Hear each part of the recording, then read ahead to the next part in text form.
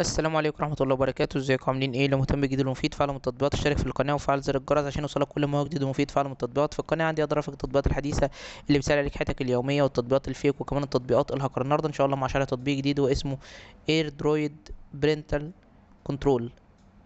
التطبيق ده مساحته 39 ميجا، محمله اكتر من مليون شخص. التطبيق ده تطبيق خاص بمراقبة الاطفال. لو انت عندك ابن في مراحل التعليم المختلفة، بيمسك التليفون بتاعه كتير، بيروح المدرسة، بيروح دروس، بيخرج مع أصحابه، حابب إن أنت تراقبه، حابب إن أنت تعرف مكانه فين، حابب إن أنت تطمن عليه، حابب إن أنت تبقى مطمن إن هو في وقت المدرسة أو إن هو موجود فعلا في المدرسة، في وقت الدرس هو موجود فعلا في الدرس ومع زمايله، ما بيروحش في مكان كده ولا كده.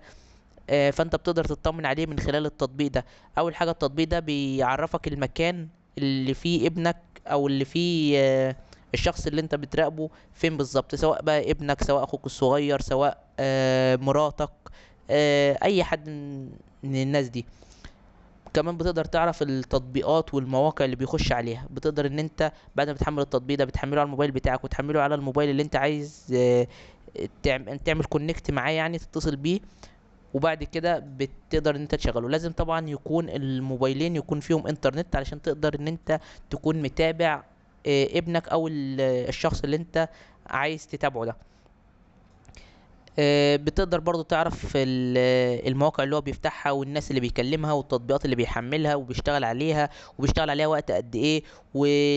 وممكن مثلا تفتح التليفون دلوقتي تعرف اذا كان هو دلوقتي فاتح التليفون وداخل على ايه دلوقتي وبيعمل ايه دلوقتي وكمان تقدر ان انت تحظر له تطبيقات معينه من على التليفون بتاعه. كمان تقدر ان انت تقفل له التليفون بحيث ان هو مثلا وقت النوم او وقت مثلا انت مش حابب ان هو يقعد على التليفون دلوقتي، وقت مذاكره، وقت آه، في المدرسه، اي حاجه من الحاجات دي. فانت بتقدر ان انت تقفل له التليفون بحيث انه ما يقدرش يفتحه ولا يقدر يعمل عليه اي حاجه غير لما انت تأذله. دي كده فايدة التطبيق. مشكلة التطبيق انه التطبيق بيتضمن اعلانات، بيطلب منك اشتراك طبعا علشان تقدر تستمتع بكل المزايا بتاع التطبيق.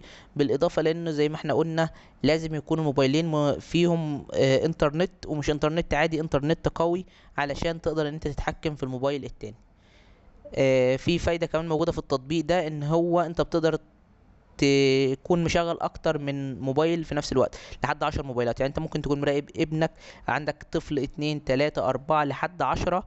او لو مثلا ابنك واخوك ومراتك وبنتك واي حد تاني، لحد 10 اجهزة تقدر ان انت تكون مراقبهم وبتتابعهم من المكان بتاعك، لو انت بقى مشغول او انت مش فاضلهم او اي حاجه من الحاجات دي. بس كده يعتبر شرح للتطبيق بالنسبه للمزايا والعيوب. لو عجبك شرح التطبيق يا ريت تدوس لايك للفيديو. لو عايز شرح تطبيق معين يا ريت تسيب لي في الكومنت. لو شفت ميزه او عيب للتطبيق في اي تحديث من التحديثات القادمه اكتب في تعليقات الفيديو. شكرا، سلام عليكم.